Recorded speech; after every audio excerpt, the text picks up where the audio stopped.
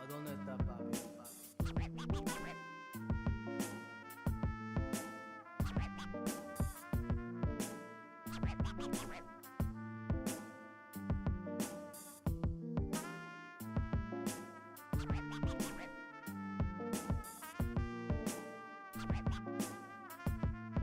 dónde está papi?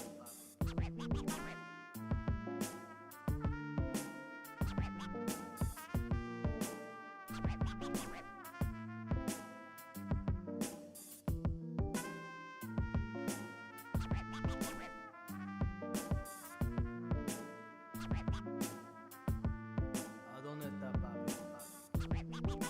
¿A dónde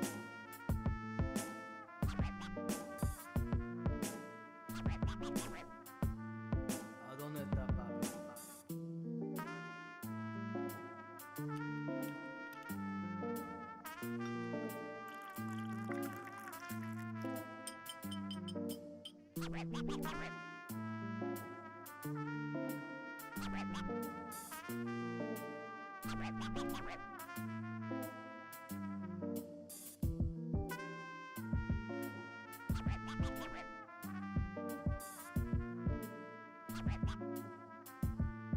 ¿A dónde está papi?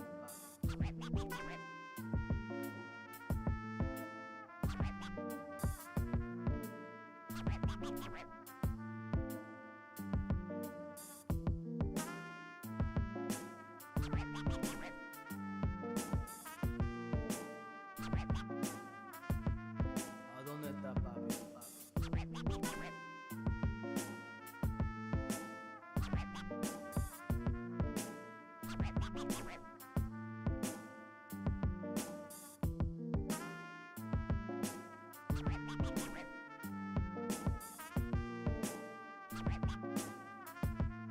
¿A dónde está papi?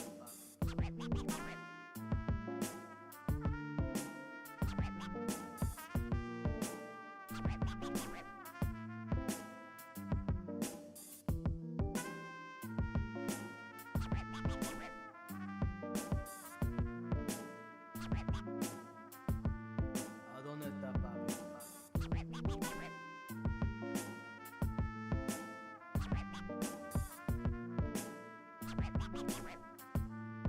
¿A dónde está papi? ¿A dónde está papi?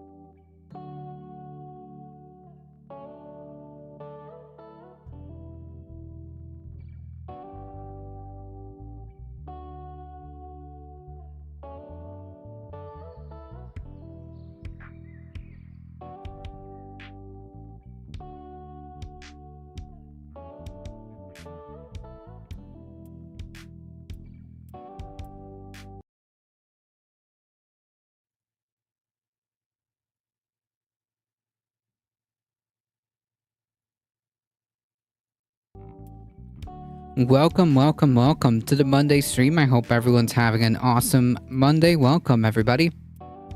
Michael Hasser, Alio, how's it going? Kicking things off with a tier 1 sub for 32 months. Thank you so much. I appreciate that. That is quite a measure. 32 months. That's more than 2 years. That is definitely quite the measure. Thank you so much for the support. I appreciate it.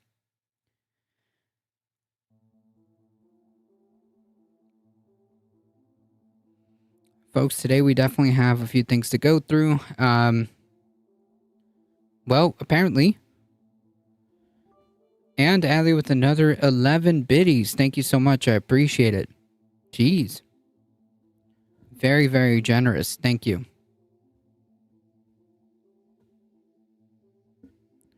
Apparently, there's been a lot of beanie discourse.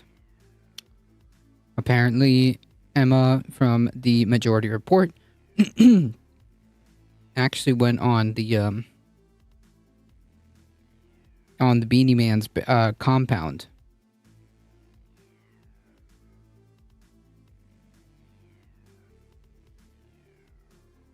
I watched, I would say, like a good portion of it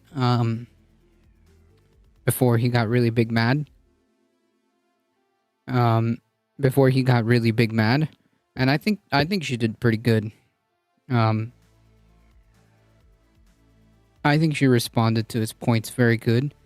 And the fact that like actual Justice Warrior was there too, hilarious.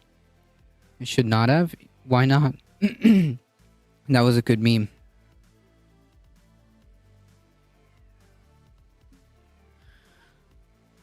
Temple is not trustworthy. No, it's not about Temple being trustworthy. You go there to make a point. If you're very well versed and know exactly what you're doing and know exactly what you're getting into, especially knowing Temple, if you're prepared, the whole point is to kind of like showcase him for who he is. And I think she did a decent job.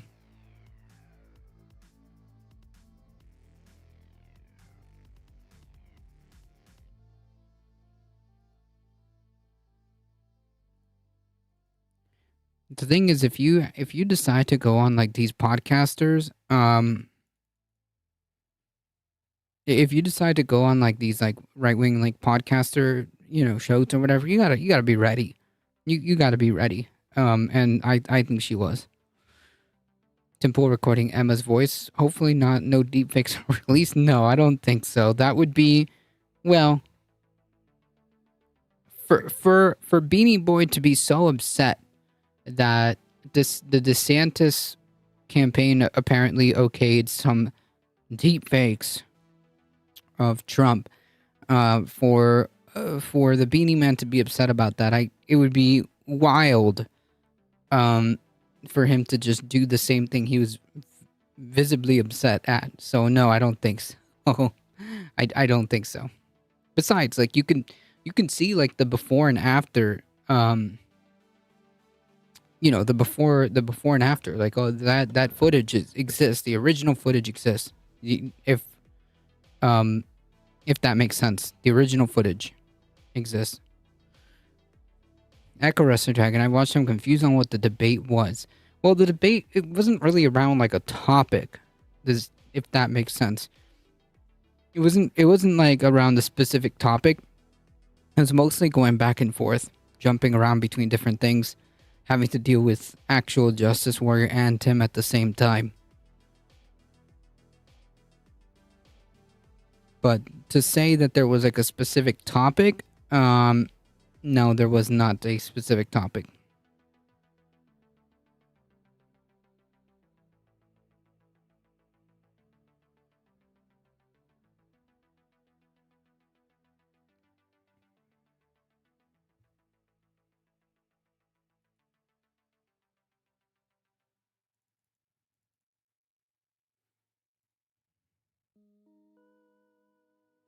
I mean, some things were. I mean, it's a Tim Pool show, so I don't know.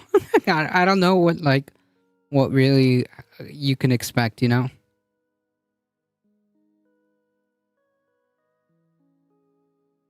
Like most of what I watched, like Emma did a pretty good job at trying to keep, whatever point was being discussed on target. And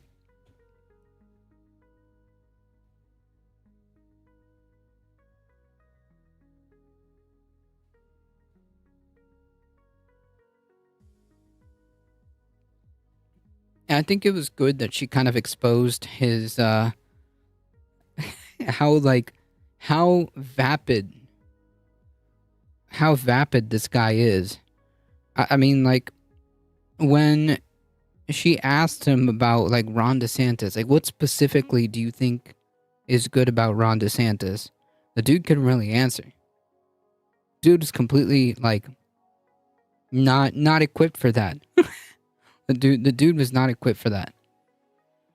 What policies do you like? The anti-woke stuff. Okay. Like?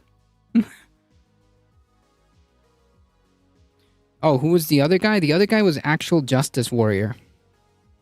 If you don't know who he is, then it's probably for the best. If you don't know who Actual Justice Warrior is, it's probably okay. You'll probably be better off. Culture stuff. Yeah, that's exactly what he said. Something to that effect, right? DeSantis is getting worse in polling and in policy. In polling and in policy. Like, Actual Justice Warrior is the guy who like, okay, so the best like summary of Actual Justice Warrior is like is a dude screaming 1350 unironically from the rooftops. That's Actual Justice Warrior. And then try to rationalize it. I mean, like you could see during the debate, during the conversation, the moment crime statistic. Like, I don't know if you saw that part, Echo Resta Dragon, but the moment like crime statistics came up, the dude lit up like the fucking 4th of July. I don't know if you saw that. I noticed it. The moment crime statistics like came up, the dude fucking lit up like the 4th of July.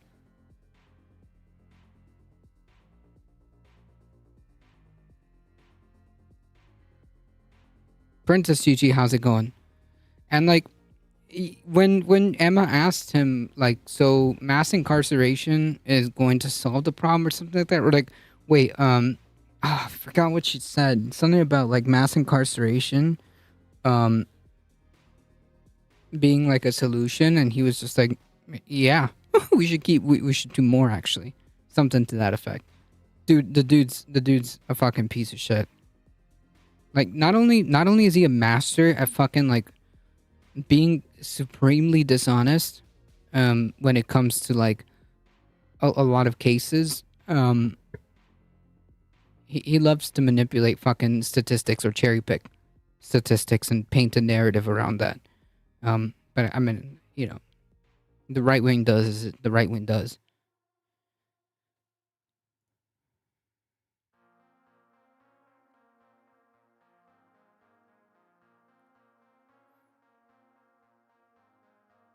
I'm gonna try to find the spot.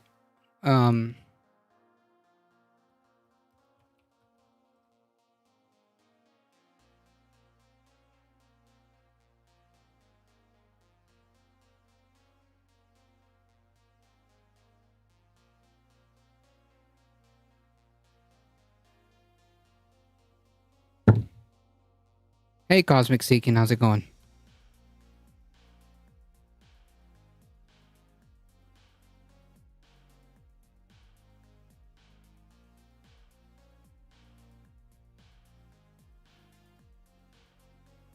Been a long time, yeah, it's been a while.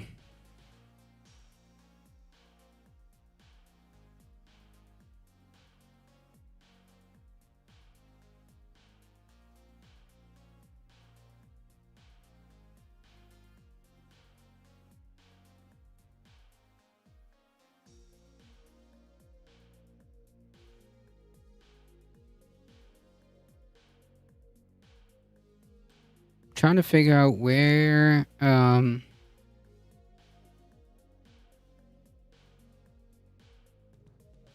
it is. Hey, Bond, how's it going?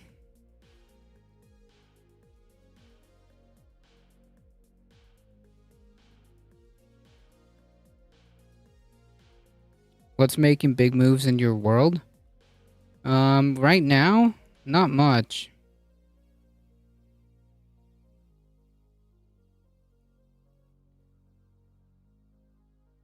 Welcome, welcome, Princess Chi-Chi. Deserves live. Maybe that's where I need to look for.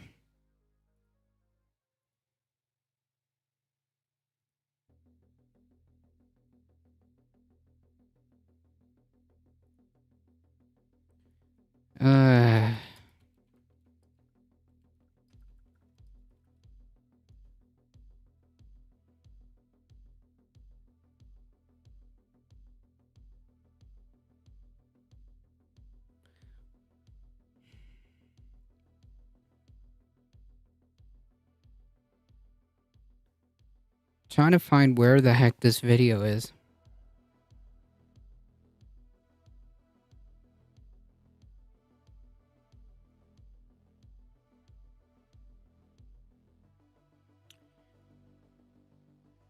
I'm saying hi to Chance, but hi to you too. Oh, sorry.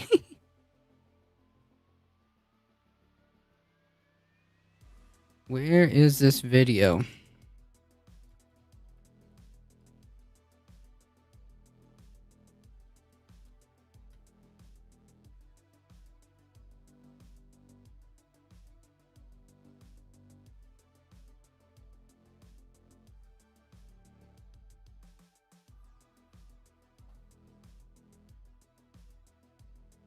Oh, here it is. What else should support because you want to show of your audio. I just Ah. Also, I'm gonna lurk and also work at lazy efficiency. There you go.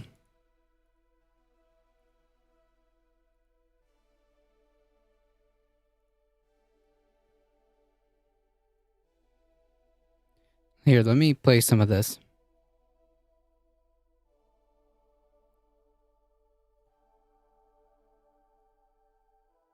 sized this. I like watching Tim on the defense. All media. What? There has been a 213% increase in this and that and that. It's like, no, I have no idea what the context is for the shot that you're showing me. That's really good at. So he's like, he's got a calling. You can tell. It's like, time to activate. Exaggerated or Yeah, manipulated this part right in here. an effort to sway people into believing one political faction over the other.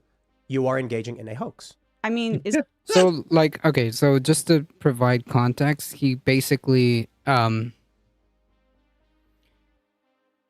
guess felt the need to twist himself into pretzels by saying that, like, what I actually meant was that spinning things with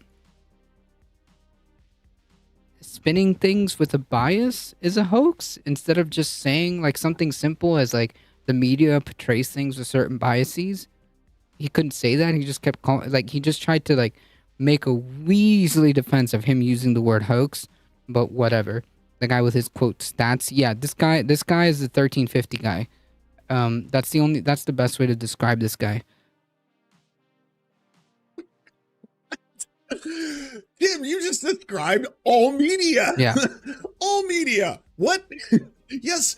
Yeah, there is a bias. The bias is usually both within the author, the editor, and the paper itself. That's how the bias within a publication does work. That doesn't, by definition, make it a hoax. If you are intentionally lying to make up and craft a story that is not factually correct, that's one thing. Just saying, hey, here's our spin on a real thing that happened, that's media again. isn't that what you guys do when you post like extreme videos of crime and things like We that? don't do that. What are you talking about? I mean, you respond to videos that are taken completely out of context, isolated what? instances. I don't think you watch the show because that doesn't sound I like mean, what I we do a little bit. No, you don't. Because Yeah, we don't I do. do that. Yeah. Yes, I- you do.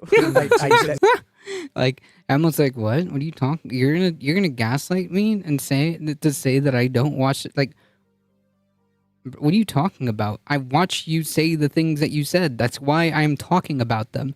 That's basically what she's saying. Well, that's not true because we don't do that. You don't watch the In show. fact, You have one of no the points we make specifically is, You show especially subway crime to talk about all these inflated crime numbers. Yeah, so like here it is. Here this is the moment right here talking about like the subway crime and crime inflated numbers. And this guy just lights up like a fucking Crime Christmas is tree. down in New York City in And 2023 watch. by every down, metric. Down compared to what? Down compared Like this dude couldn't help himself. to 2021 and But don't 2022. don't when change it- the subject, no, right? No, You I'm accused not. us No, no, of but publishing wait a minute, videos we wait a don't minute. publish.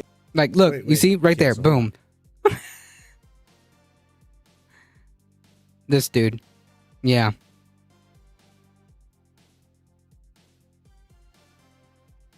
Misogynistic dismissal? Oh, 100%. Can they smell hoax? Bias is one thing, lying is different things. Correct. Exactly. Look at him. He's about to, we're about to manipulate some crime statistics. That's what AJW is really good at. So he's like, he's got a calling. You can tell. He's like, time to activate. Are you ready? Pull out the piccolo. Tim, she's not changing the topic. She's answering your question.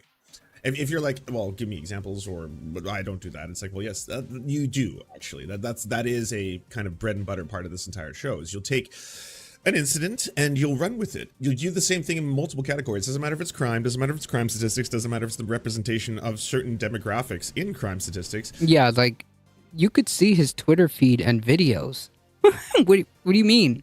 Like, I don't know why you would even need to feel to lie about that. It's literally in your videos, Tim.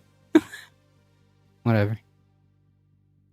You do the same thing for what you think is grooming or pedophilia with drag shows. You'll show like all these pictures like, hey, do you approve of this? What about this? You see this photo right there? Yeah, you see where this pole dancers at an elementary school, do you approve of that? It's like, no, I have no idea what the context is for the shot that you're showing me. That's not something I'm here to approve or disapprove of. What I would want to know is, broadly speaking, are there statistics and data on drag queens sexually molesting children? And if there was, you believe the right would lose their shit every single time they talked about this. Since there's not, because you haven't brought it up once, I'm going to assume that there's not a rampant problem with drag queens abusing children sexually. No, it's made up. Otherwise, you would be using that data every single day. If it's down in 20 compared to 2021, and there was a giant year-over-year increase from 2020 to 2021, then you're talking about something that's It wasn't down. giant. It was a small bump from the A pandemic. 47% increase in homicide a in the city of New small York is not a small bump. It was See, okay, so right what he did there is exactly what I was telling you about. 47%. What are the numbers? Because we've done this, like in Vancouver. Right, like 40%. Yes. Yes, 47% of increase in homicides. We went from like 2 to 4. Okay. Like, that's the type of shit that this guy will engage in. So every time he cites a statistic, you really have to look at what he's talking about. You have to actually go and look at the source of where he got that statistic, because chances are there's more to that story. As I say, numbers don't lie, but I can make them say what I want them to say. This guy is that. Anyways, DLDR, I think she did a good job, considering that she was being flanked by both of these ghouls. But yeah, that's the that's the pause right there. That's who I'm talking about.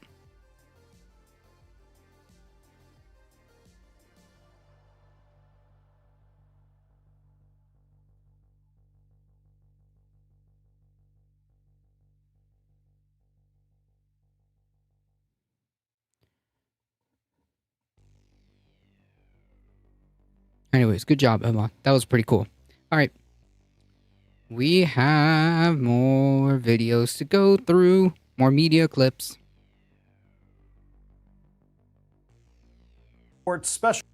According to new reports, Special Prosecutor Jack Smith has notched several immunity deals, one with a former high-ranking official in the 2020 Trump campaign, and several with people who were going to serve as fake electors in Donald Trump's attempt to overturn the 2020 election. Now, this is a big deal because here's what's been happening according to these reports. Jack Smith has been bringing in lots of potential witnesses recently to talk to the grand jury about Trump's attempts to overturn the election. The problem he's running into is that a lot of these people, obviously, are pleading the Fifth Amendment because they're worried they're going to incriminate themselves, and then they themselves, of course, would be prosecuted. So Jack Smith finally, I guess, had enough of this, and he said, all right, listen, we'll give you immunity. We will make sure you do not get prosecuted no matter what you say, no matter what you tell us. Don't you worry about that. You just got to come in, not plead the Fifth, and tell us what happened. And the interesting part on top of that is that when two of these fake electors who have been given immunity deals showed up recently to testify in front of the grand jury, Jack Smith personally showed up there as well to make sure that they did not plead the Fifth because, again, they had been given these immunity deals. The other individual that has been given an immunity deal is Michael Roman. He is Trump's former director of Election Day operations. He is actually, according to the reports, currently in talks to get his immunity deal. So we don't have the details of that yet. But this is what happens. Roman, of course, was one of the, I don't know that you could call him an architect of the scheme to use the fake electors, but he was definitely involved in it. So first, you crack the fake electors themselves, right? You get them to agree to talk, tell them, the prosecutors, who they were talking to, who gave them instructions. Then you go after those people and you continuously work your way up that ladder, up the chain of command, until you get that biggest fish. And the big fish, of course, is Donald Trump himself. But based on what we're seeing right now... Sven Kira, thank you for the follow. Appreciate it.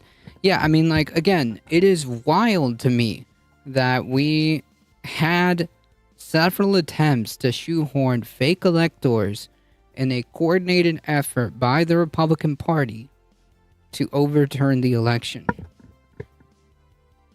Wild. And, I know that he is using this as leverage to get more testimony for the case against Trump. But man, all of these people, all of them who participated in this should go down. All of them should be jailed. That's just my opinion. Johnny Scarlett rating with a party of 22. Thank you so much. I appreciate it. Welcome, everybody. Folks, if you don't know who I am a Difficult Truth. We do the news, we do the politics. I'm here Monday through Thursday, 5 p.m. Eastern Time. If you guys enjoy your stay, make sure you hit the follow button. I appreciate it. Thank you so much. Thank you, Johnny, for bringing your wonderful community. If you haven't already, please check out twitch.tv/Johnny Scarlett. I'll post a shout out right there. Hi, have a good stream. Thank you so much. I appreciate it. Thank you for bringing your wonderful community over. Hold on, that's not right. Let me redo that.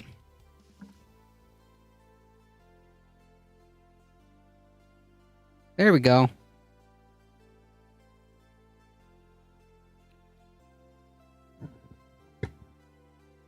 There we go. Go follow them. You mean Trump and the GOP can't force America to have Trump as a president for 4 to 25 years? So illegal. True. Yeah, so basically the TLDR is that it's wild to me. It's unfathomable to me that in this country we had a Republican Party attempt to overturn the election by shoehorning fake electors, and none of those people are probably going to see any type of repercussions. Some of them are even getting immunity deals. And I get the reasoning, and I get it, because at the end of the day, the real orchestrator behind all of this is Donald Trump, and he should absolutely face consequences. But I guess we shall see. From these investigations, from the cooperations, Jack Smith has kind of put this thing on the fast track, trying to get this done so that he can come with indictments against any individuals that he plans to indict, which could include Donald Trump himself. Lindsey Graham made it clear recently that he's pretty sure Trump's going to get indicted for this as well. And Graham admitted that when he said that Republicans won't take any more indictments. Jack Smith better not do it. But looks like he's going to do it. You don't cut a bunch of immunity deals with a lot of different people if you don't think they're going to give you information to get the guy at the top. And that's the other important thing to remember. It's not just that these people get immunity. It's not that they're flipping.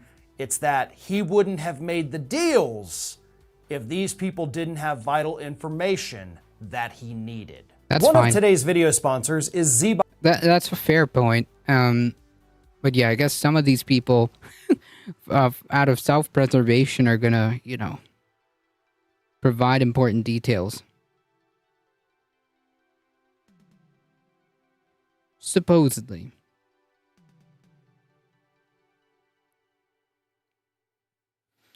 One last thing before we move on. This is a good meme. Like a little bit too early of a deep dive into the over-unders for the NFL season because I'm getting the fantasy football/football itch. YouTube.com/ESPN show.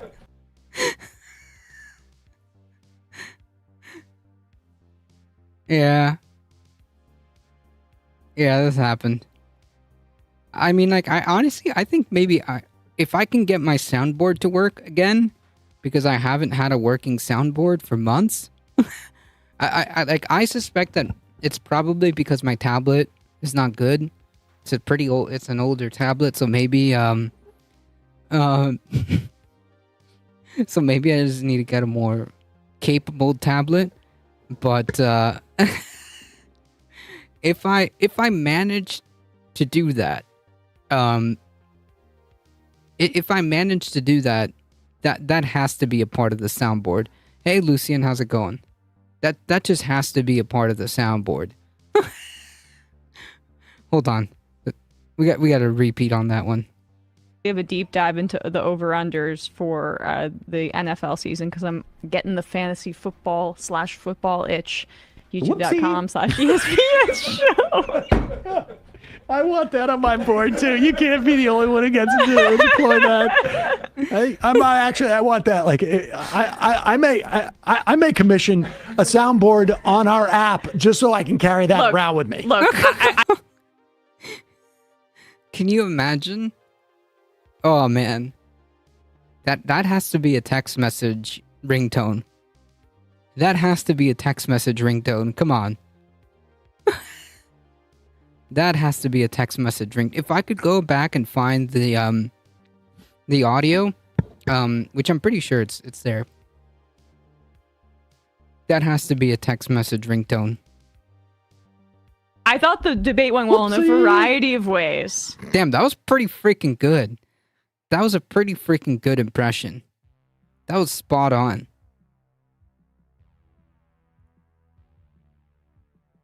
That was spot on.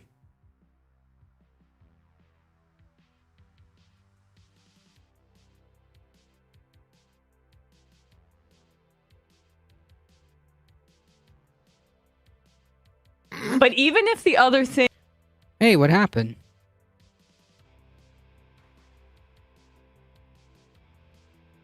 Oh. things that I thought went well Whoopsie. didn't happen, just that moment where he lost it and said whoopsie would have been enough, worth it for me. Oh my god. That. Oh man. Whoopsie. It's like the It sounds like that high on the hill with a lonely goat herd. it's like the toasty from Mortal Kombat. That's what that reminds me of. Toasty. Not that you have. Oh yeah. They, Yeah, it's true. they, whoopsie. On a hill, goat herd, lay, hoodlay. Whoopsie. Oh my god, this is too much. Like a little bit too early. Yeah. And like apparently he got really big mad.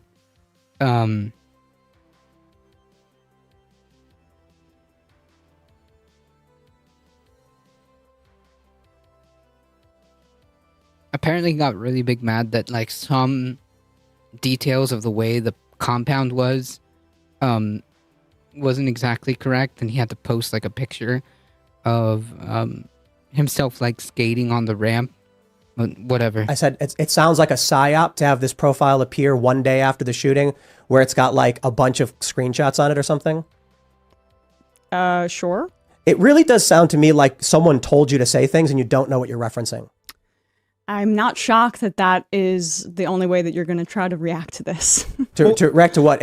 Okay, no, this is fairly obvious. So I'm willing to bet Sam was like, hey, ask him about this and say these exact No, things. I came up with, Come up with original thoughts. Come on. it is my original thought. So No, it isn't. It's some guy posts a screenshot of one episode of a show he's not subscribed to, and you think that's an attack vector for something political, but it's a personal snipe that has no bearing on any of the arguments we've made the entire show.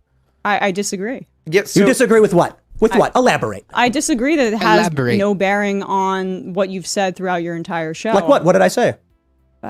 This is Come what, on. this was the claim Let's that you hear made. it. Let's hear it. I believe that your program appeals to a right-wing audience, and there's a reason that the neo-Nazi shooter watched your program, And how do you know he watched the program? because he posted about it. What did he post? What, Emma? At what do you have the timestamp of the exact millisecond where the neo-Nazi clicked on my channel? Do you have that? Emma, do you have the neo-Nazi's hard drive and search history? And what date in that search history did he search my name? Bro. He literally posted about it. This isn't like private information. You can look this up.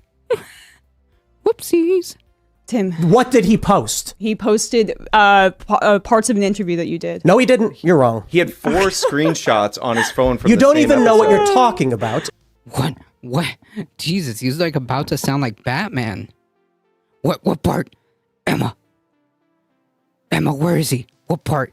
And all you can do is laugh and No, say, it's 'cause you get some specific guy, to obscure some the fact- guy you called it posted a one thing one time, and that's the only argument you have.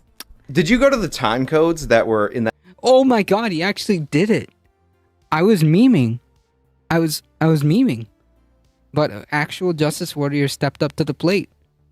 Emma, do you have the timestamp of the millisecond of when he clicked on my... Oh my god, he did the thing. He actually did the thing. Okay. I was memeing, but okay. That episode, because I ran this down, and one of them was a clip of Elijah Schaefer, and like weirdly for this like neo-Nazi Hispanic shooter, it's Elijah saying that we shouldn't be He had a emphasizing swastika race tattoo. specifically. Yeah, like to think that this guy wasn't a neo-Nazi, I mean like, and the fact that these people are twisting themselves into pretzels is incredibly telling. The fact that these people are twisting themselves into pretzels is incredibly telling. The supposed, Hispanic neo-Nazi. Bro. He had a swastika tattoo, my guy. He had, like, the SS tattoo. He literally expressed Nazi beliefs. Anti-Semitic Nazi beliefs. Do you know how we know this? Because he posted them.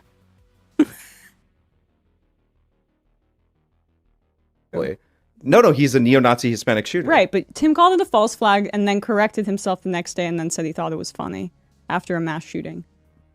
I think that... Jesus. Oh my god. That was a fucking nuke. That wasn't even like shots fired. That was a fucking nuke that Emma just dropped. I didn't even see this part. I don't think I've gotten this far yet into the. I don't think I've even gotten this far yet. That wasn't just like shots fired. That was a fucking nuke that she just dropped. Jesus. I mean, people Someone were calling told you him- to say this, and you don't actually know what you're talking about. I think that it's not shocking that you think that based on my gender. Okay, you're not saying anything anymore. But like got scientific research, data, my position on what I like about DeSantis, and then you go, your show's for neo-Nazis. It's like, okay, dude, are you stupid? I'm just stating facts.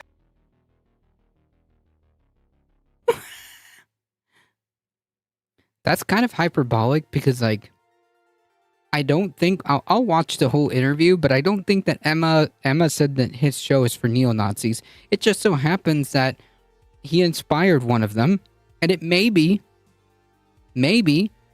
if you inspire a neo-Nazi mass shooter, ask yourself why. Where did we get to that point? Because it doesn't matter if you have a small audience or a big audience. What you say and how you say it matters. It's just the degrees of responsibility get exponentially greater with obviously a big audience, right? Like Tim Pool.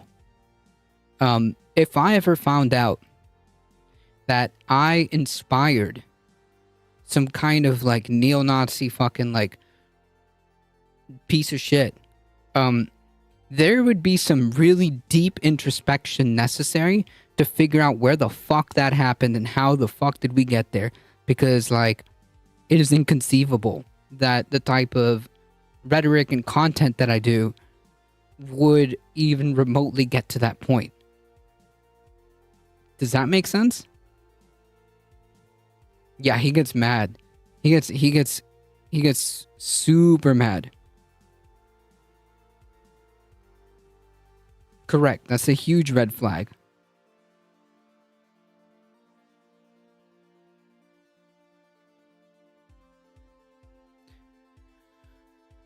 This is by far one of the best examples of how painfully sad Tim Pool is at debate argument or how little skill he has of interviewing despite doing it professionally. Well, he's not really a professional debater. I'm saying... So what's your alternative to producing the vaccine in the rapid way that the Operation Warp Speed did?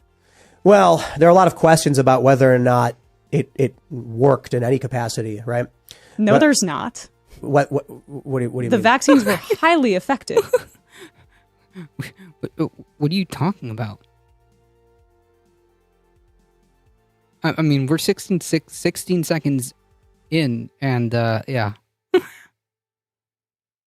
What does that mean? What are you talking about? What does that mean? Originally at preventing death. Then, of course, there were different variants and disease continued to spread. No, I'm saying, like, but vaccines were immensely initial... effective in preventing death, the mRNA vaccines. Right. Not so the Johnson what I mean more Johnson so one. is like the Operation Warp Speed was predicated upon preventing the spread, which it didn't do. Right? No. No. Operation Warp Speed was designed to produce a vaccine at warp speed.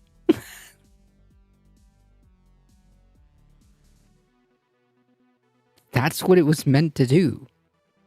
That's the whole reason it happened.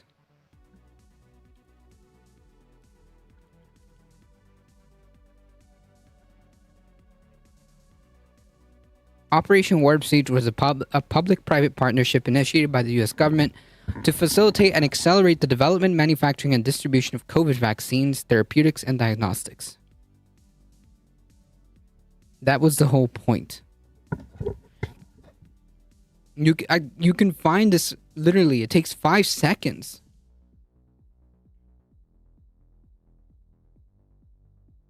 Look, it's even in the government accountability website.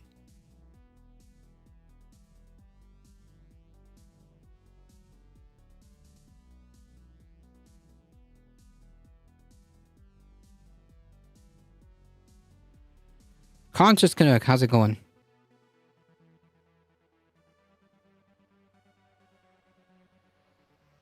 Tim Cesspool, true.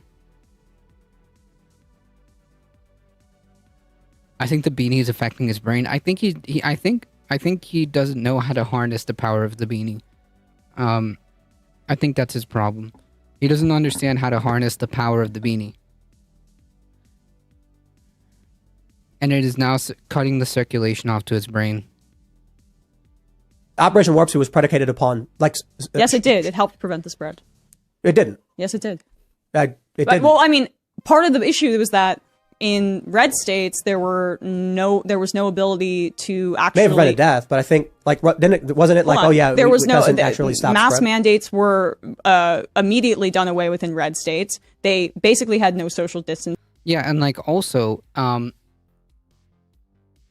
can you really quantify that when you have a good chunk of the country not doing any preventative measures? Anyways, your beanie looks way cooler. Thank you. Vaccines take time to test and study, but based off current data, the COVID vaccine is shown to be effective and have little side effects. There you go. And Trump said he beat Aspen by getting vaccines so quickly. Right. He thinks that that's a positive.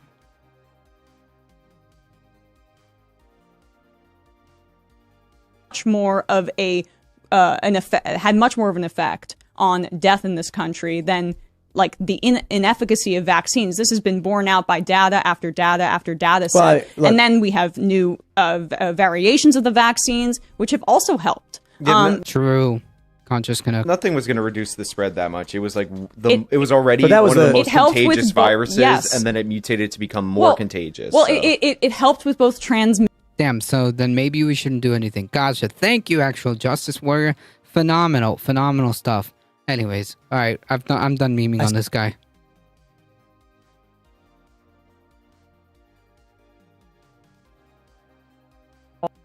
Even if the other things that I thought went well didn't happen, just that moment where he lost it and said whoopsie would have been worth it for me. It sounds like that High on the Hill with a lonely goat herd drop that you have. Oh yeah. They whoopsie. On the hill, the lonely goat herd lay, hoodlay, hoodlay. Whoopsie. Yeah. Yeah. Yeah. That's the only really appropriate response. All right. Moving on. When people think of natural carbon removal methods, they often think about trees. That makes sense that that's the first thing that comes to mind because a ton of countries have prioritized planting them. So much so that it would actually be pretty much impossible to plant as many as countries rely on to make up for the emissions they want to keep spewing out. It turns out that restoring and conserving other ecosystems like wetlands and grasslands might be a more effective way to reduce emissions. Wetlands in particular also are incredibly important when it comes to emissions. Tackles another ecological crisis we're facing, biodiversity crisis. While still very much underexplored, more countries are coming around to this reality. Locally to me in Central California, the National Oceanic and Atmospheric Administration, or NOAA, recently allocated $2.2 million towards restoring part of Elkhorn Slough in an effort to protect this biodiverse ecosystem from sea level rise. I decided to use this as a case study for looking at how these important ecosystems can be restored and why it's important to do so. To learn more about the project, I spoke with Dave Felice and Monique Fountain from the Elkhorn Slough National Estuarian Research Reserve.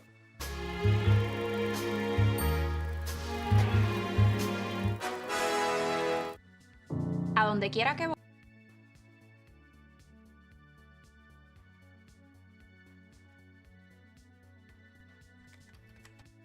We actually planted way too many trees. As a result, we actually harmed ecosystems and increased environmental hazards.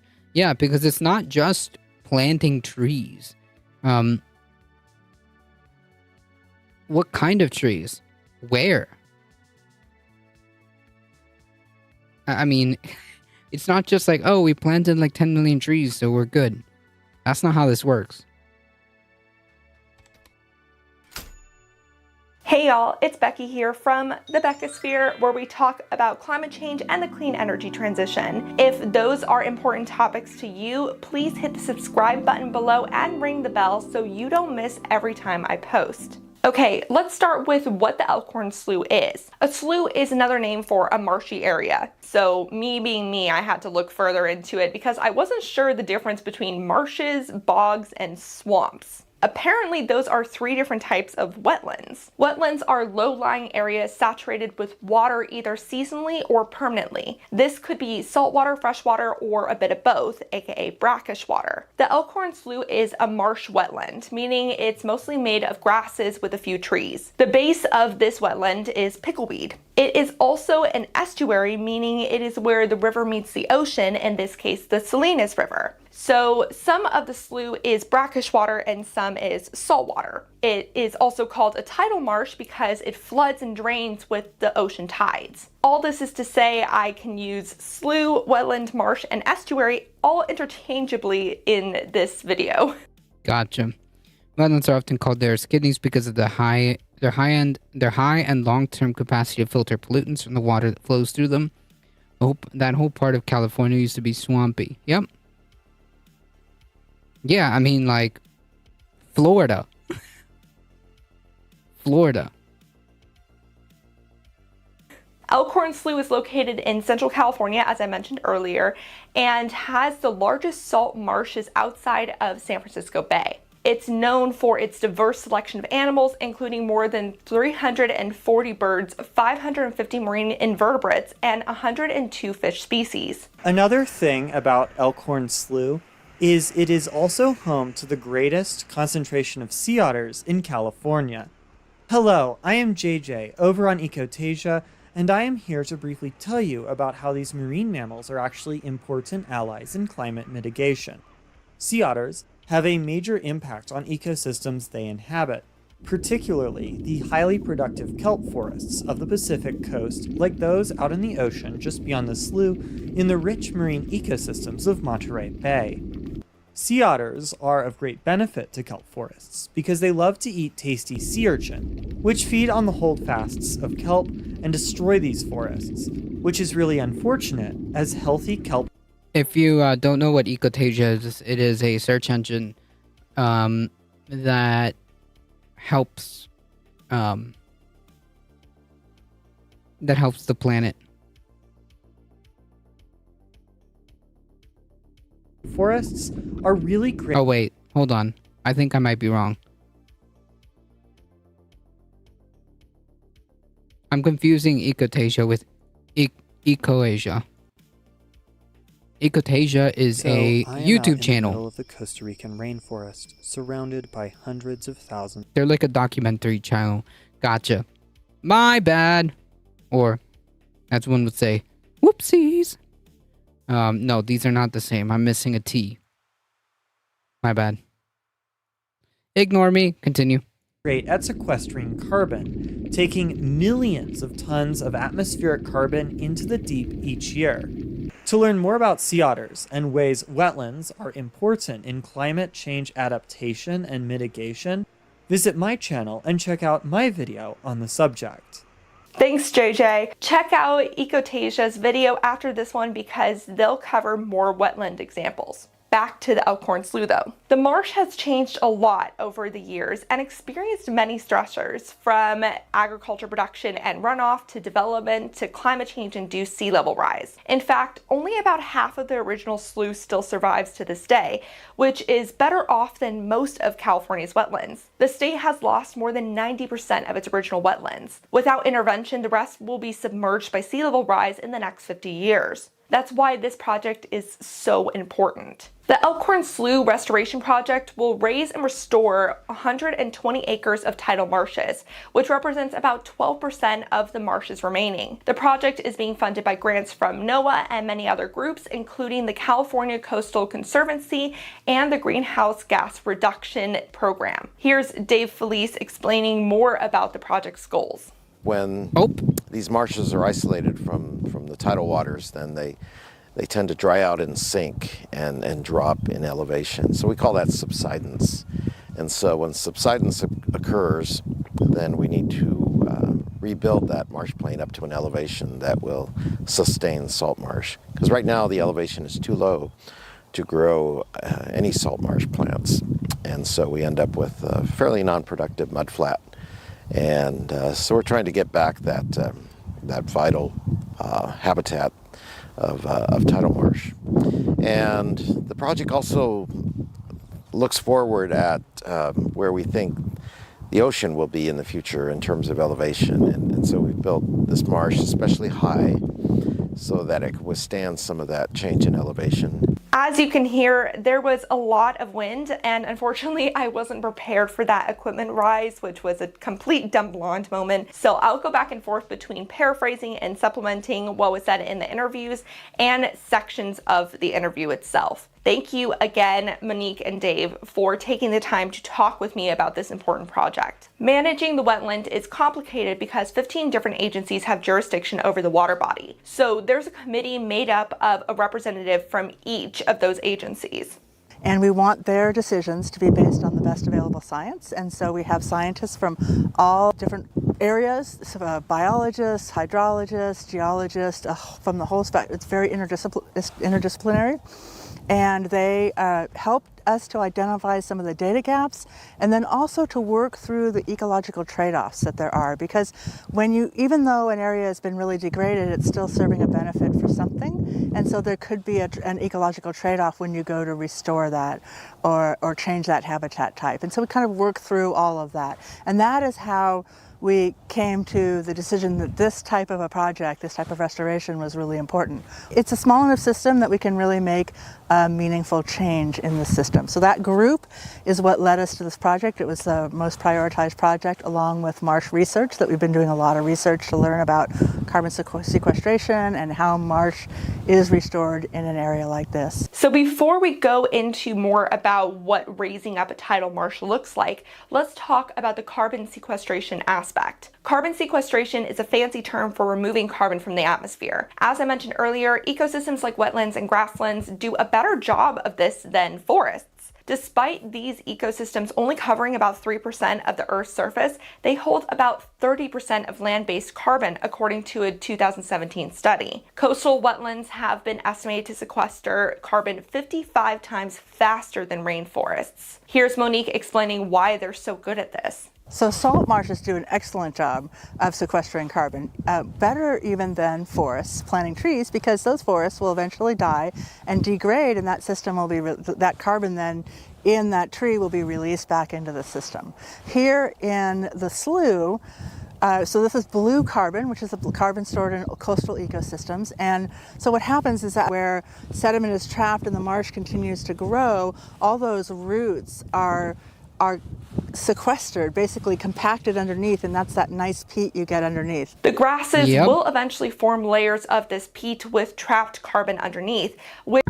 Yep. There was a city that stopped doing its expansion in order to allow the marshland to grow back after development so much and rooting the marsh away. They started to have serious flooding problems. Yep. That makes sense. Which can stay there as long as the ecosystem survives. Sea level rise causes tides to slowly chip away at the peat layers, releasing the carbon back into the atmosphere. So not only would sea level rise kill the carbon sequestering ecosystem itself, but it would also release some of the progress made back into the atmosphere. It's like a double whammy. It's a little difficult to see from where we're standing, but there's a tidal channel out there that's full of pickleweed. And the top of the marsh is a little bit bare. And that's because we built the marsh very high in the tidal system in order for it to still be here through sea level rise. Specifically, they've accumulated over 500,000 cubic yards of dirt from a retired farmland to raise the tidal marsh 2 to 3 feet. And then they rely on some volunteers to help replant the area. They expect it'll be high enough to withstand 100 years of sea level rise based on moderate projections. This creates a harsher environment for the pickleweed though, because it grows faster in the tidal marsh. And because it's growing slower, it means it takes up carbon also at a slower rate. But on the other hand, if the project managers kept the pickleweed where it grows faster, it wouldn't survive as long into the future. This is an example of weighing the long-term and short-term benefits. Monique expressed concern about future projects that strictly focus on carbon sequestration potential because it can be tempting to go for the short-term high uptake potential rather than preparing an ecosystem for long-term survival. Because if we built a lower marsh out here, we might lose it in 30 years, even though it would vegetate right away and look really great. So we're really glad that we built it high, but it's definitely a trade-off. Keep in mind, very important to conserve our marshes, but even in conserving our marshes, we'll have some loss of blue carbon function. That's just one of the trade-offs projects like this have to contend with. A lot of ecosystem restoration is trial and error paired with continuous learning about how the unique plant and animals function together. It's also looking at historical maps of the area from when the marsh was previously in balance. Dave mentioned that they found a 1930s photo showing what the marsh looked like to kind of use it as a blueprint for restoration. But at the end of the day, the final goal is to get the place to where humans don't have to constantly go in and tinker with it. When we talk about restoration, and we talk about it in terms of putting habitat back to the way it was. But what we're really looking at here is restoring natural processes. So we're not restoring the system to any point in time particularly. What we're doing is we're rebalancing it because we don't want to always be out here tinkering with it. We want.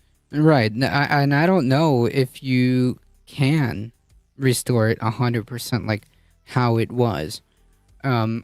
So basically, I guess the next best thing is to restore its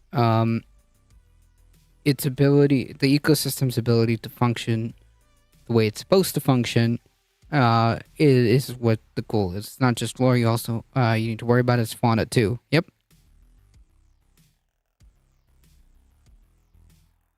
Whoa, hey, come back.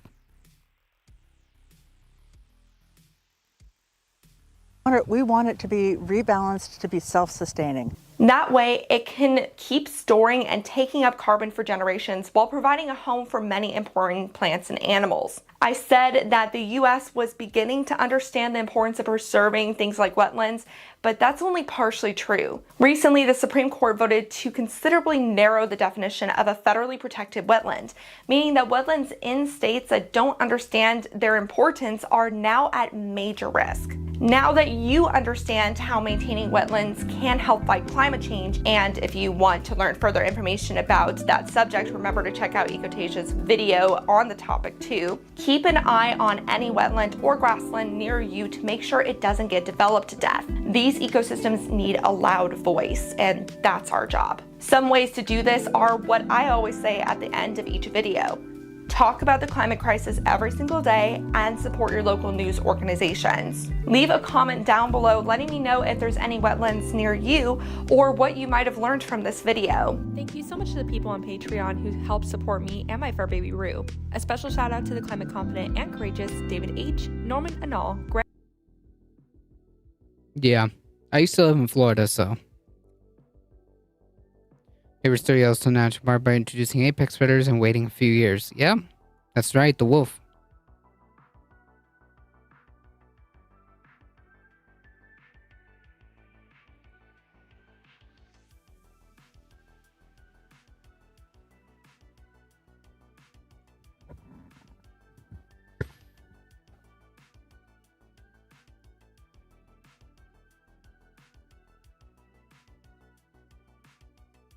At least I think it was the wolves, right? Pretty sure it was the wolves.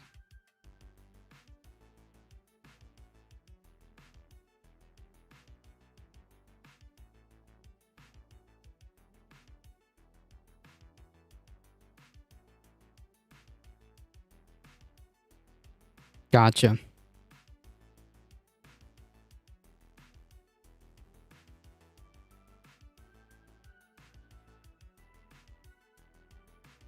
Michigan has some wild history when it comes to restoring its balance. Jeez.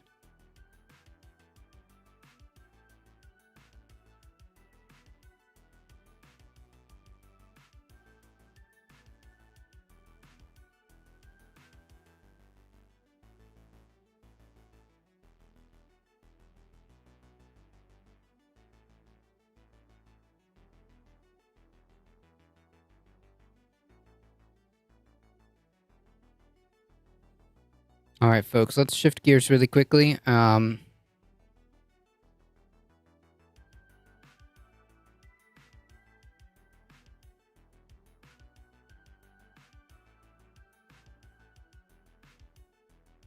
start off with some good news. The U.S. government is awarding $1.7 billion to buy electric and low-emission buses. The U.S. Department of Transportation Xfinity got the 10G now. We're on the 10G now. Welcome, Zeoduke. The Department of Transportation is awarding. How about just electric buses?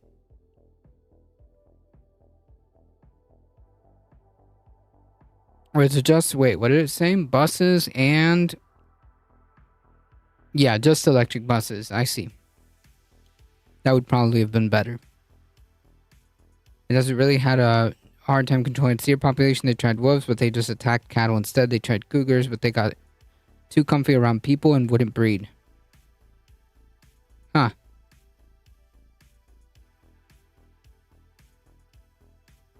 Well, that's a conundrum.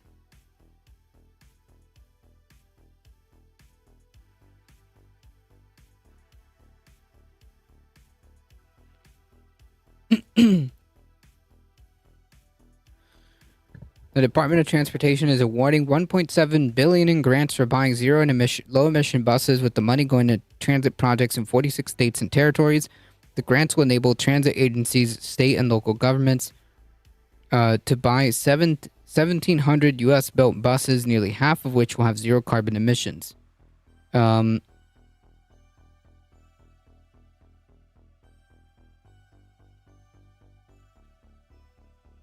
Half of them. What does low carbon emissions mean? Funding the grants come from 2021 bipartisan infrastructure bill signed into law by President Biden. The Democratic president has made it a priority to put more electric vehicles on the road, especially for schools and public transit, in an effort to contain the damage from climate change. But if you continue to greenlight fossil fuel projects that will lock in decades of emissions, I mean, it's kind of... You can't really say that you're putting this as a priority. Okay? Anywho, every day millions of Americans climb on board of 60,000 buses to get to work, to school, doctor's appointments, everywhere they need to be. Transportation Secretary Pete Buttigieg said in a call with reporters, these are unprecedented levels of investment when it comes to putting modern, cleaner buses on the road. Propane? The issue with buses, they have a really long lifespan, usually. Monday's announcement covers the second round of grants for buses and supporting infrastructure. All told, the U.S. has invested a total of $3.3 billion in the project so far. Excuse me. In the project so far, government officials expect to award roughly $5 billion more over the next 3 years. The Biden administration said that new buses will improve public health as diesel exhaust will no longer be going into the air and that the new buses will be easier to maintain. The government received 475 project proposals for the grants that totaled roughly $8.7 billion, a sign of the demand for the funding. The Seattle area will be getting $33.5 million to purchase 30 electric battery buses and chargers. The Washington, D.C. Transit Authority will use $104 million to make a bus garage and electric facility to buy roughly 100 electric battery buses. But money is also going outside of major U.S. cities, with Iowa City, Iowa, and the Seneca Nation in western New York also receiving grants. Well, I mean, it's definitely, I suppose, I suppose it's better to move in this direction than not, and just to maintain the fossil fuel buses. But yeah, buses come in at 299 grams per mile. Second worst only to cars. Jeez. If you buy low emission buses now, they'll be around until 2050. Yeah, that's a good point.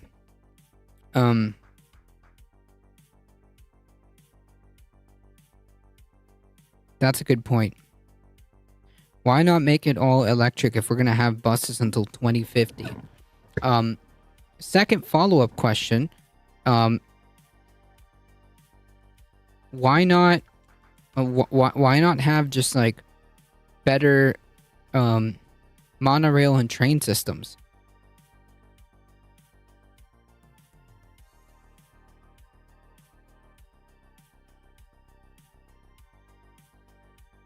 Why not invest money into better monorail and train systems? They're buying them now because it would be the height of idiocy to buy new diesel buses. Gotcha. We have a fully electric bus system here. Nice. I mean, like, not to knock it. If you're gonna go like fully electric, fine. But you probably won't need as many buses if you have a pretty robust like train system, right?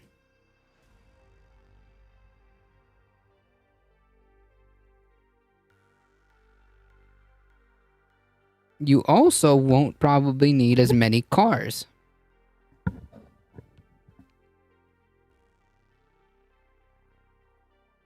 That's just my opinion. All right, to piggyback off that, Biden announces $42 billion to expand high-speed internet access. President Biden on Monday announced more than $42 billion in new federal funding to expand high-speed internet access nationwide, commencing the largest ever campaign to help an estimated 8.5 million families and small businesses to finally take advantage of modern-day connectivity. The money which government plans to parcel out in states to the states over the next 2 years is centerpiece of a vast, ambitious effort to deliver reliable broadband to the entire country by 2030, ensuring that even the most far-flung parts of the U.S. can reap the economic benefits of the digital age. In a formal unveiling at the White House, the president likened the new infrastructure project to the government's work to electrify the nation's darkened heartland in the late 1930s, when more than 90% of farmlands had no electric power in the face of high costs and prohibitive terrain. Roughly 9 decades later, Biden said the rural communities suffer from a similar disparity known as the digital divide, a persistent gap between the families, workers, and employers that have high-speed internet access and those that don't. In a time of self-driving cars, commercial spaceflight, and artificial intelligence, roughly 7% of the U.S. still does not have broadband service that meets the government's minimum standards, according to federal estimates. Jeez. They don't use overhead wires. A full charge can last them anywhere to 100 to 225 miles. That's a lot, considering. I can't see Iowa having too many local trains. Well, not every, like, a square inch has to be a train. I'm saying that if you increase trains and you have pretty good, train systems to go, especially between, like, big cities and whatnot, or state to state, versus, airplane and car travel, I think you might be able to kind of encourage less use of cars and whatnot.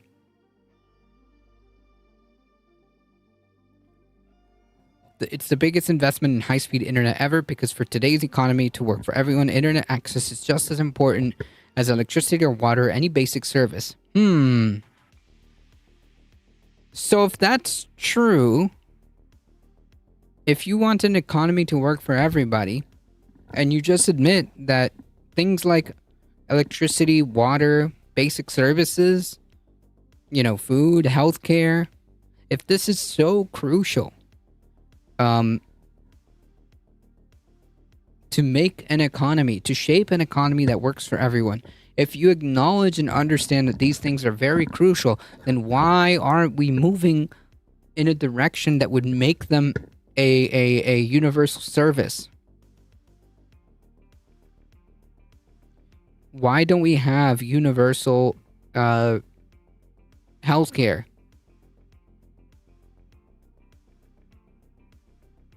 Why are there still private power companies?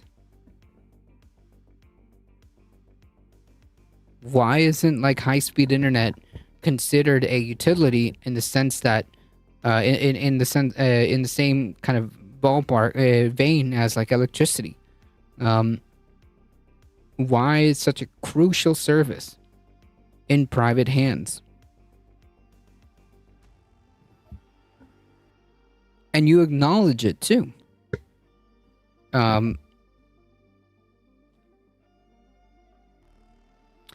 right, capitalism and political corruption. Well, yeah, big companies, and they know that these services are important. People need these things. Hard for big corporations to make profit on those items. Yep. Welcome, Wolf Glenn, but the president's announcement marks only the beginning of a long and difficult journey, which will largely see the states chart a course for how and where to deploy new speedy internet. And the success or failure of Biden's new campaign hinges on factors that have bedeviled his predecessors, from the steep price tag and complicated nature of broadband build-out to lingering gaps in the government's understanding about who needs connectivity. What are you talking about? The problem is also, like, privatization has made this a headache. Anyways, it's really important that we not leave any community behind with this project, said Brandy Ritter, executive director at the Colorado Broadband Office, whose state is set to receive $826 million. She had the historic level of funding nationally means the U.S. has one shot at it.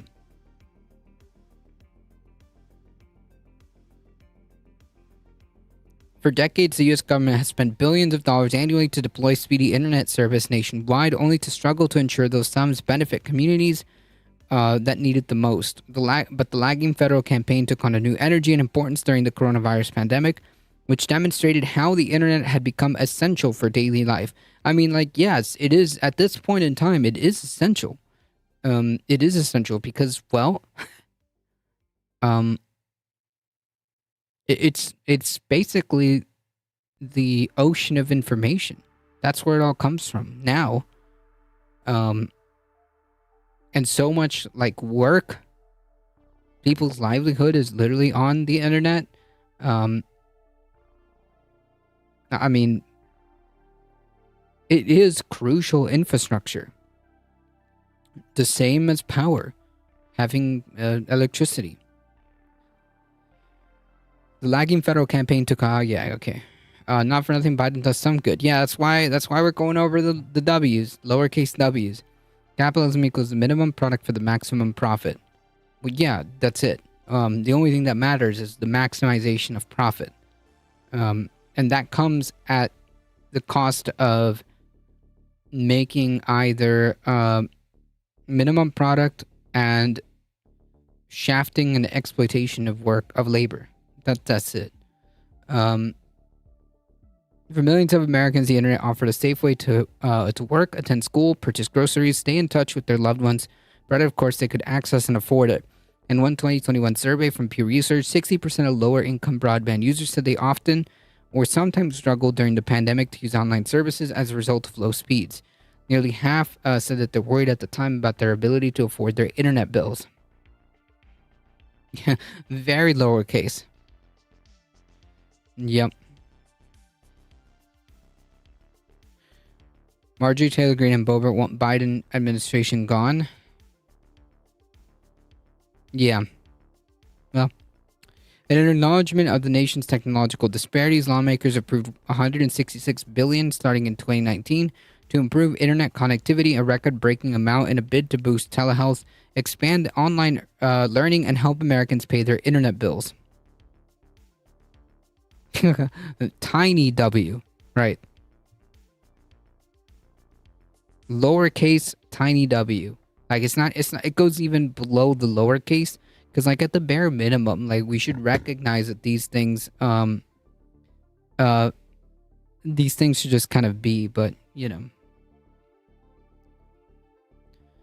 Quote, we came out of the pandemic different than we were before, said Jessica Rosenworcel, the chairwoman of Federal Communications Commission, or the FCC.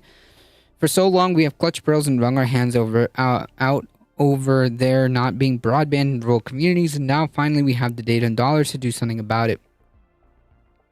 The new investment includes $42.5 billion for the Broadband Equity Access and Deployment Program, known as BEAD, which Congress enacted as part of the sprawling 2021 law to improve the nation's infrastructure.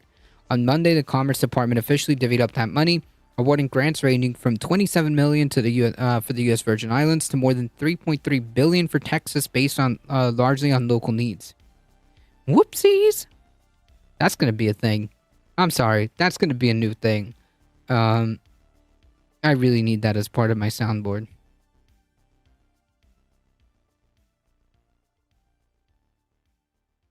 With the funding commitments in hand, states next must devise blueprints for how to bring broadband to those disconnected communities. If they have any leftover funds, local leaders can then focus on improving internet connectivity with those with slower subpar access. Appearing at the White House, Commerce Secretary Gina Raimondo on Monday described the money as a generational opportunity while acknowledging the digital divide isn't a new problem we just discovered. But she sounded a note of optimism about the Biden administration's new campaign. We've known about it. Lots of presidents have talked about bridging the gap, but President Biden is making it happen. The fuller process is expected to occur in the next 2 years, according to senior administration officials who briefed reporters on the unreleased detail of the program last week on condition of anonymity. The aide said the timeline could help Biden achieve his goals to connect all Americans by 2030, although he would not be president at that point, even if he did win a second term. All right, so I think we kind of get the TLDR. This is very, very basic stuff. This is some very basic stuff. Is it good that we're investing this money? Yes. But given the fact that we just have so much money to invest in other stuff like wars and policing and whatnot and all this other bullshit, I feel like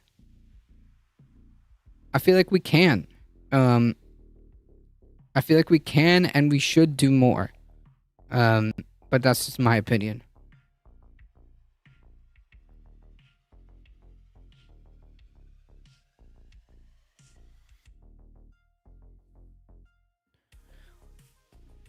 Switching gears, DeSantis said he would seek to end birthright citizens for children of undocumented immigrants.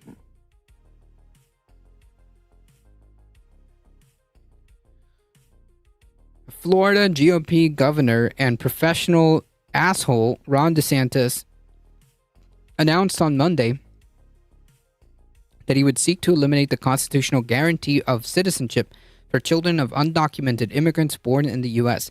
Like, imagine like the thing, the one thing that you go after is like essentially the constitutional right. Like, if you're born here, then obviously like you're a citizen here, because of this xenophobia, because that's the only this is the only explanation. And how cruel do you have to be that you are literally just like gonna target kids? You're gonna target the kids of these undocumented people. But whatever. Slavic Slav, thank you for the follow. I appreciate it. So-called birthright citizenship has long been considered protected under the 14th Amendment, which guaranteed citizenship to all the individuals born or naturalized in the U.S.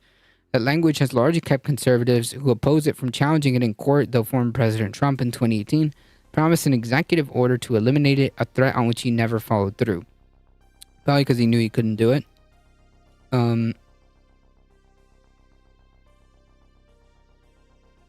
Trump, the current frontrunner in the Republican Party, has again promised to try to strike the protection if elected. In detailed lists of immigration objectives he released on Monday, DeSantis, who also spoke to supporters and reporters in the Texas border town of Eagle Pass, pledged to take action to end the idea that the children of illegal aliens, undocumented people, are entitled to birthright citizenship if they are born in the United States. Dangling the prize of citizenship to the future offspring of illegal immigrants is a major driver of No, it's not. This is insane. This is literally not true at all. Dangling the prize of citizenship to the future offspring of illegal... So, like, what does this fucking, like, disgusting human being think that happens? He thinks that, what, like, people pack up and move 3,000 miles? Just for the sole purpose to have a kid here and have that kid be a citizen? Like, where in that twisted mindset does that make sense? Unless it's just coming out of a place of xenophobia. Because, no, it's not a major driver of illegal immigration. That's not That's not what's driving illegal immigration, illegal migration. And going for the birthright citizenship, of course. Yep. What's U.S. citizenship worth in cash terms, I wonder? Yeah, but like, I mean, like, how it just doesn't make any sense. What are you gonna do? Like, sell your child's citizenship? I don't know. The GOP Americans is for Americans, no brown people. Exactly. That's what it is. It's xenophobia. It's xenophobia.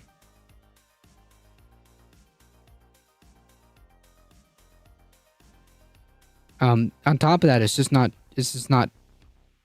true. The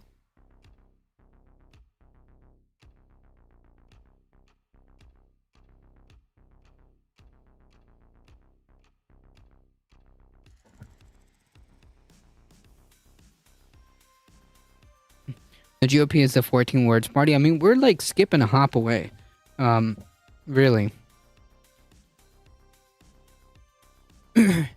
It's like, what's the point in university? What are you going to do? Sell your brain? I mean, kind of. That's kind of what you do, right? In a way. Anyways, no, it's not true. It's not true. The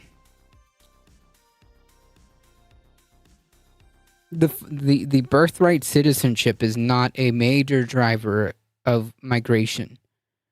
Did I time travel, or did they bank? Or are they back on the anchor babies? Yep, they're back. It's back. It's back because Trump and DeSantis started talking about it. It's literally the same. We're back to the anchor baby discourse. Right. Welcome, the Simulacra.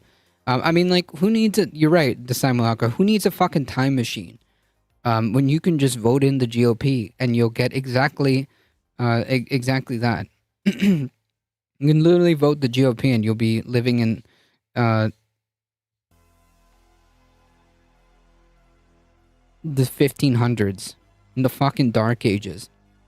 But yes, we're back to the anchor baby discourse.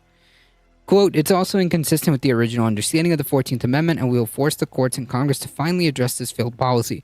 I mean, yeah, back to the 12th century.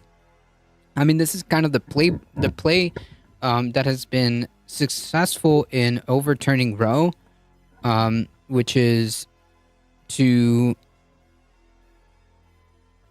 find and build a friendly judiciary who will allow them to do what they want and eventually reach this to the Supreme Court. I mean, that's the game plan. You saw it with the Trump administration, like rapid firing hundreds of judges. So yeah. McCarthy era 1950s. I mean, yeah, well,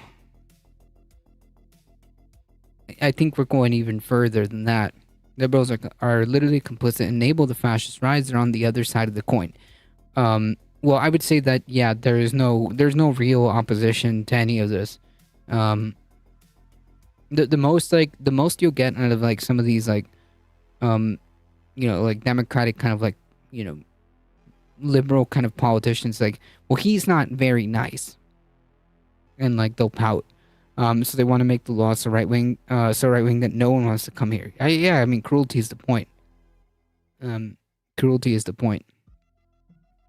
Quote, this idea that you can come across the border 2 days later, have a child, and somehow that's an American citizen, that was not the original understanding of the 14th Amendment, so we'll take action to force a clarification of that.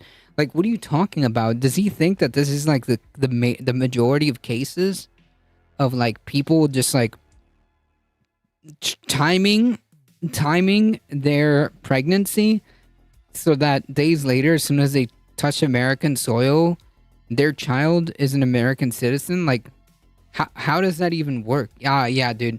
3,000 miles. I'm going to make sure that I time my pregnancy and travel 3,000 miles with limited to no resources to make sure that when I step foot in the U.S., I have a child and it's an American citizen. Like, How does that even play out? Even if that was the case, like what is the game plan here? What about the parents?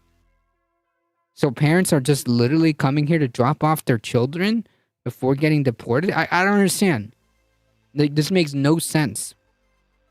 This makes no sense unless you're like a xenophobic piece of shit. Like Ron DeSantis. Yes, that's what they literally think. Yeah, it seems so. Right, no thought to the woman likely getting raped while in transit. Yes.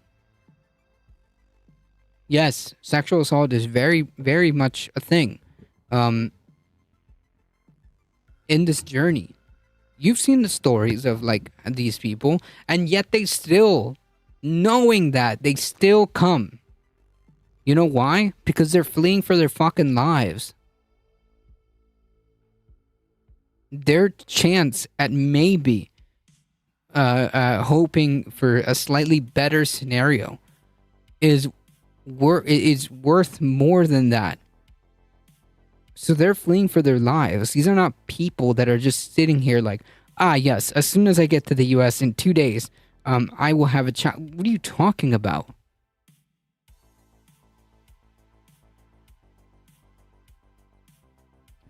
DeSantis expressed opposition to birthright citizenship before, saying in a Fox News interview in 2018 that, quote, I don't think that's a good policy. However, DeSantis seems skeptical then that the courts would uphold an executive order banning the policy. The way the courts have ruled on it, I think there's a question about, can you do an executive order? Can you do legislation? Do you need an amendment? In a different interview in 2018, at Florida, he told the Florida CBS station, I think it would be good to have the courts finally resolve it. It has never finally been determined whether someone who's transiently in the country, whether as a tourist or here illegally, whether that 14th Amendment would apply to that. What are you talking about?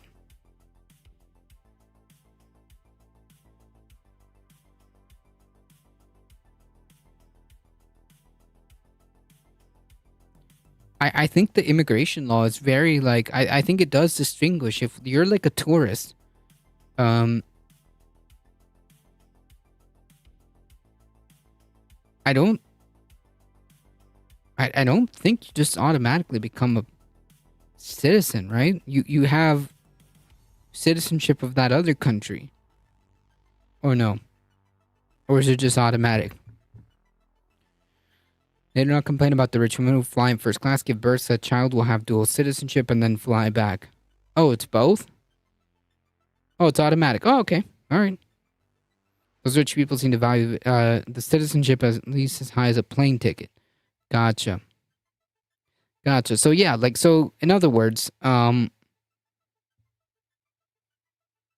DeSantis saying that, like, these people who are wealthy enough to have a child born here, that's okay, but, you know, a migrant who is literally fleeing for their lives, that's where we draw the line?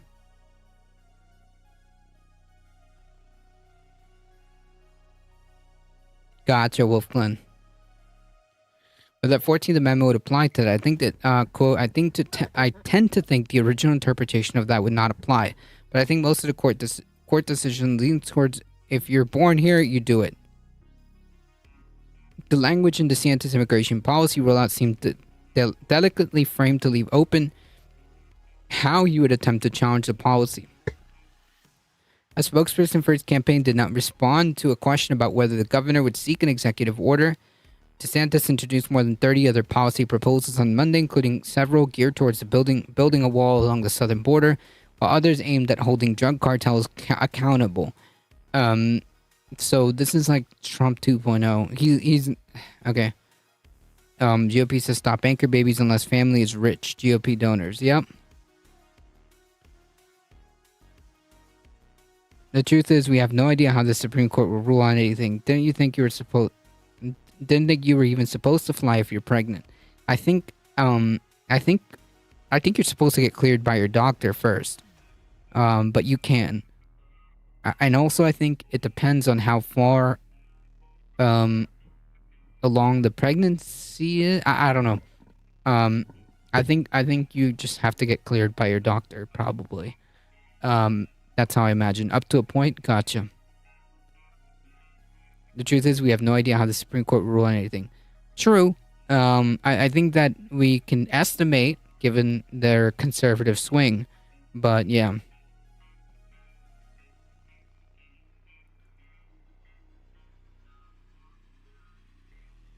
They just don't want you going into labor in a plane, yeah. I had a cousin give premature birth in Germany, and they had to process immigration papers for the baby after they got back to Canada.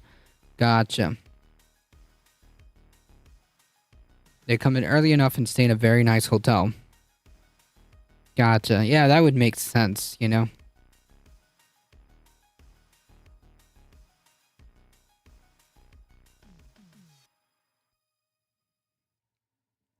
DeSantis, oh yeah, so wall, blah, blah, blah, blah, blah. DeSantis pledged to deport people who overstay their visas, tax remittance from undocumented immigrants, and end the policy of catch and release. They also vowed to increase the salaries of Border Patrol agents and strengthen the penalties for people who traffic fentanyl into the U.S. Or, I don't know, begin to decriminalize drugs and offer more rehabilitative services. DeSantis has involved himself in the border issues of Florida governor, drawing scrutiny from Democrats last year for organizing flights to Martha's Vineyard, whose critics allege were lured under false pretenses, which we have the pamphlets, but yeah. His office organized similar flights this month to Sacramento. But no more excuses, right? I think that's what you're going to hear from Governor DeSantis, a Chip Roy, Republican representative, a San Antonio district, a Republican representing a San Antonio area district, told reporters before DeSantis spoke in Eagle Pass. No excuses, enforce the law. No excuses, knock the knees from under the cartels who are targeting Americans, endangering us with fentanyl, empowering China. China! True, Conscious Canuck, my bad. He's a no-nonsense guy, and America needs a no-nonsense president who can restore this country to sanity. No, quite the opposite. No, thank you. I heard rumors about the Russian tourists doing this in Florida. I mean, there is a very wealthy area in Florida with a lot of Russian people. I think it's Sunny Isles. But yeah.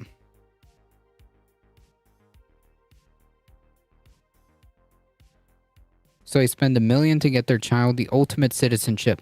Yep, but if somebody, if a brown person comes over, and happens to also have a child, that's where we have the problems here, according to the GOP.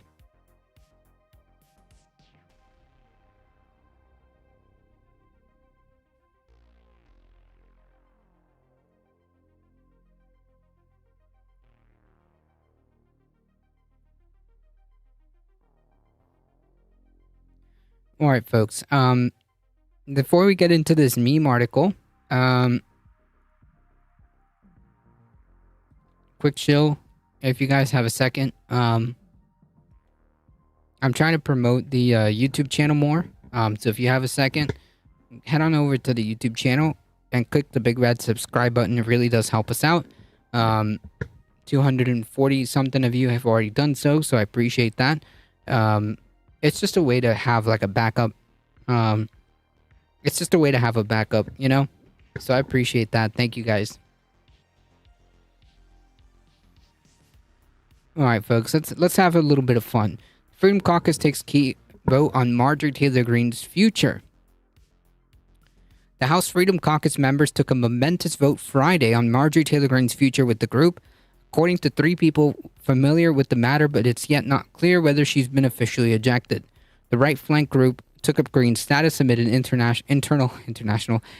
push, first reported by Politico, to consider purging members who are inactive or at odds with the Freedom Caucus. Greene's close alliance with Speaker Kevin McCarthy and her accompanying criticism of colleagues in the group has put her on the opposite side of the bloc that made its name opposing GOP leadership, i.e. the far right, who is trying to take a hold of the House here. While her former status in the conservative group remains in limbo, far right group, The 8 a.m. Friday vote, which sources had ended with a consensus against her, points to at least a strong anti-Green sentiment. Oh, man. And spokesperson for the Freedom Caucus chair, Scott Perry, declined to comment on the group's vote, as well as the official status of Green's membership. Perry said in an interview last week that he had denied requests to remove members in the group of roughly 35 House Republicans. A spokesperson for Green did not respond to a request for comment. The uncertainty now shrouds Green's status is partly due to tightly held bylaws that govern official Freedom Caucus decisions.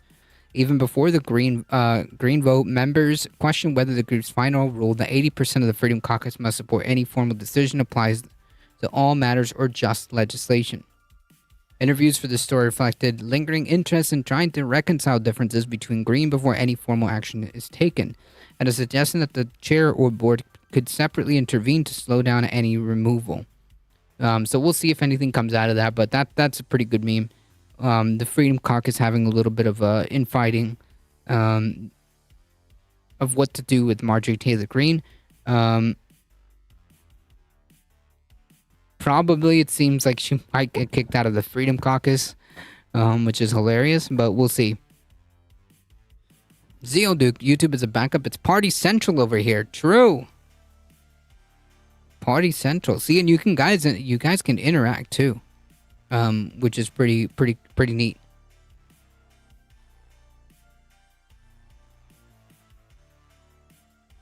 All right, folks. The important story of the day. The Supreme Court unfreezes Louisiana redistricting case that could boost black voting power before 2024. Folks, this is why it's so important to have some type of court system to be able to litigate these things. And this is what the North Carolina Republicans were trying to do away with for this exact reason. The North Carolina Republicans were trying to take away the recourse for any redistricting maps away from the court, away from the people, in case that they wanted to have, they wanted to challenge the maps. Well, they wanted to make it so that you couldn't.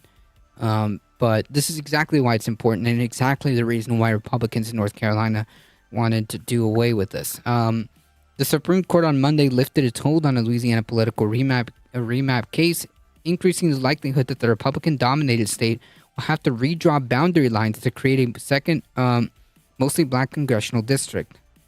For more than a year, there has been a legal battle over GOP-drawn political boundaries, with a federal judge, Democratic Governor John Bel Edwards, with a federal judge, Democratic Governor Edwards, and opponents saying that the map is unfair and discriminates against black voters.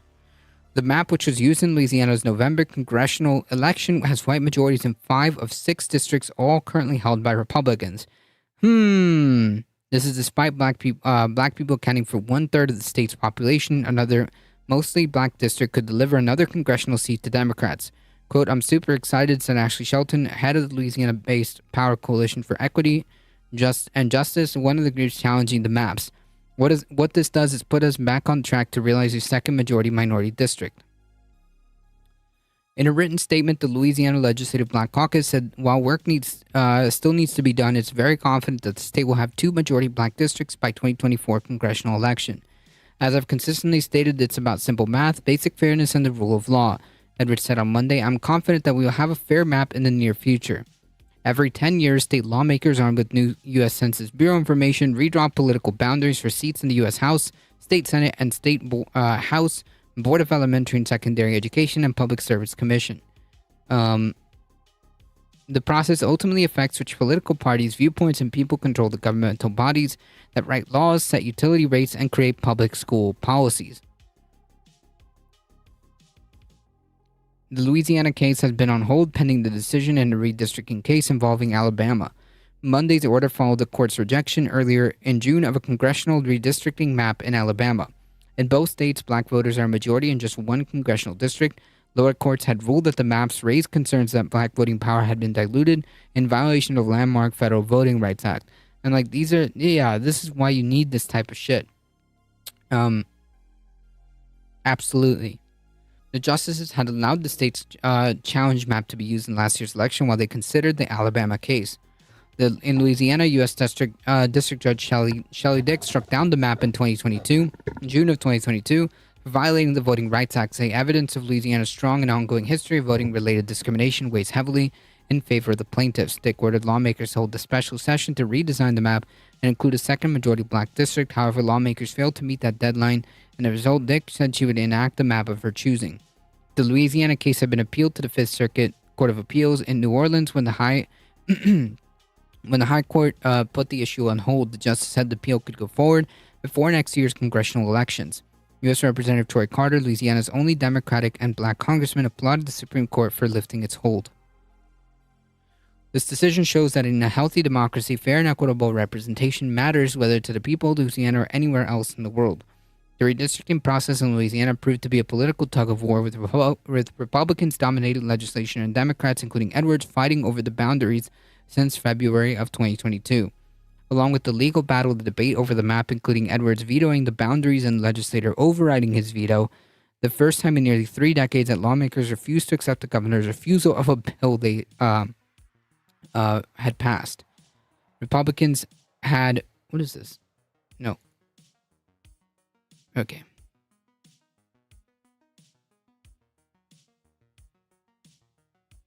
Exit. Okay. Anywho.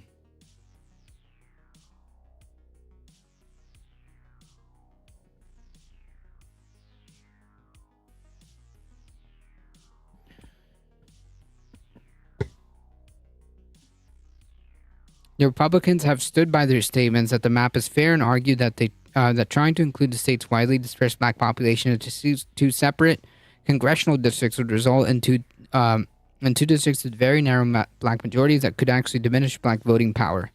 Yeah. Okay.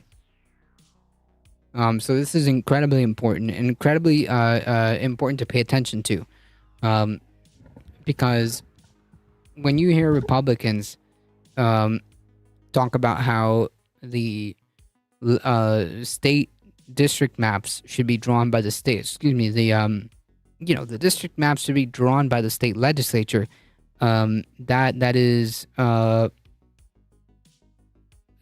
incredibly concerning. And the fact that in North Carolina, they wanted to do away with the appeals process of going to the courts, is deeply, deeply worrisome. You can't just do something completely random and completely free of human meddling. I mean, ideally, you wouldn't have these incredibly gerrymandered back and forth maps.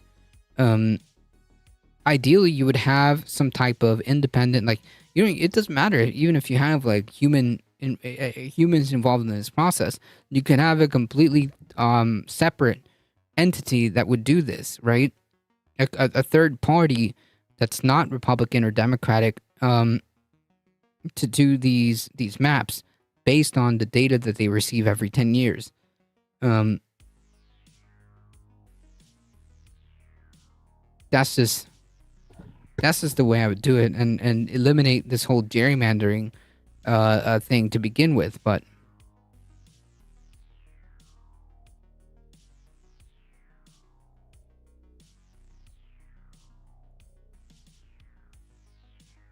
a third party with no personal beliefs or fealty, at the very least, a third party that you can kind of point to, where either you're going to have to balance it out equally, or they have no relation. I don't know.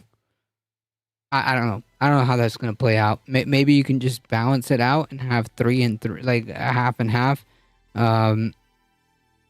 I don't know. But point being is that the state legislature, being the sole arbiter of how these maps are drawn, is not is not ideal. Neither is this legalizing this legal gerrymandering. That certainly has to be done away with. No doubt about it.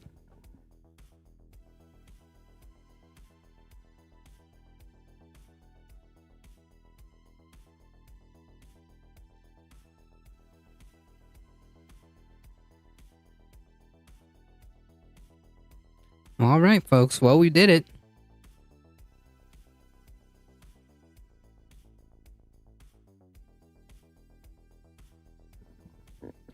Folks, if you enjoy the content and you want to support the channel, make sure you hit the follow button, and you get 6 free emotes if you guys want to go above and beyond and cannot support the channel monetarily.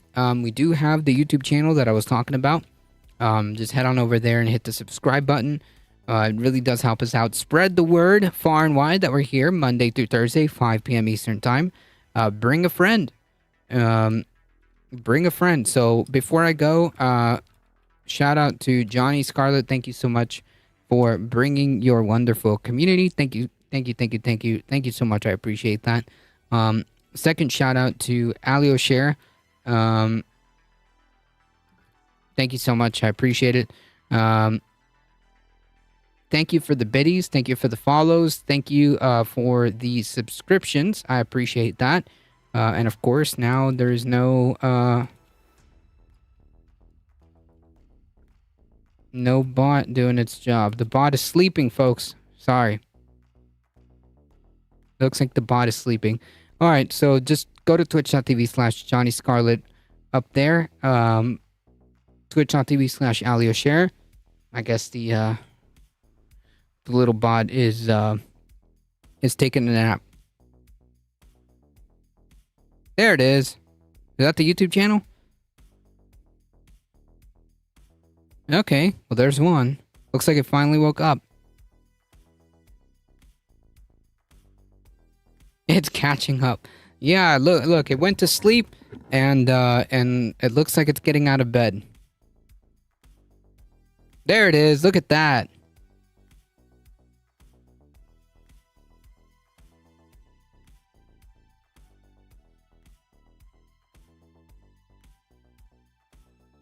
Playing politics. Yeah, I always thought that was kind of a funny way of how Twitch kind of does that. Because, you know, it's supposed to be playing X video game, but instead, you know, we're out here playing politics. The way the bot words it is kind of funny. playing hot tubs, playing just chatting, playing chatting. Thanks for the shout out, no problem. Yeah, there it is.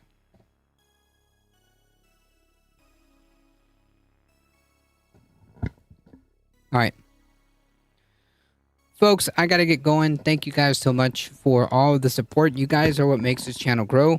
As always, folks, we'll be here tomorrow, 5 p.m. Eastern Time. Please stay safe. Please take care of each other. And I hope to see you guys in the next one. Tomorrow, 5 p.m. Eastern Time. See ya.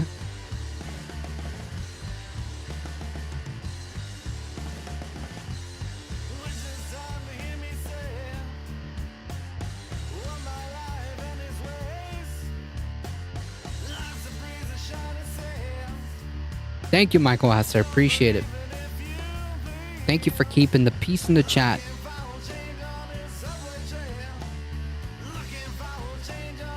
Echo Wrestle Dragon, thank you so much for joining. Appreciate it. Alright, folks. We're heading out in 5, 4, 3, 2, 1. See ya.